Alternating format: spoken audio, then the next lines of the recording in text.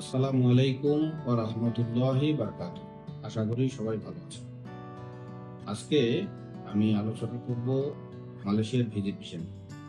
আপনারা সকলে অবগত আছেন, আমরা দীর্ঘদিন ধরে ভিজিট ভিসা করে আসছি। আর ভিজিট ভিসা করার জন্য আমাদের রয়েছে নিজস্ব প্রতিষ্ঠান এমএমএ ট্রাভেলস। তো এই প্রতিষ্ঠানের মাধ্যমে আমরা খুব সহজেই বিভিন্ন দেশে ভিজিট ভিসা করছি। তার মধ্যে আজকে আমি বলবো মালয়েশিয়া নিয়ে। আপনারা জানেন যে দিন দিন মালয়েশিয়া ডেভেলপ করতেছে এবং বাংলাদেশ থেকে মালয়েশিয়ায় পরিদর্শন করার বা মালয়েশিয়ায় ভ্রমণ করার লোকজন দিন দিন বৃদ্ধি পাচ্ছে। তো সেই সুবাদে আমরা খুব সহজে খুব স্বল্প সময়ের মধ্যে আমরা আপনার ভিসা প্রসেস করে দিতে পারতেছি।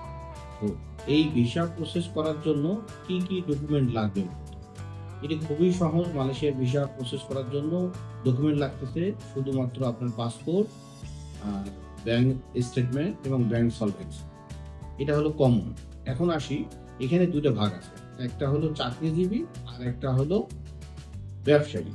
যারা চাকরিজীবী তাদের জন্য লাগবে visiting card, NOC plus salary certificate and TIN certificate. আর ব্যবসায়ীদের জন্য লাগতেছে আপনার trade licence, TIN certificate and visiting card.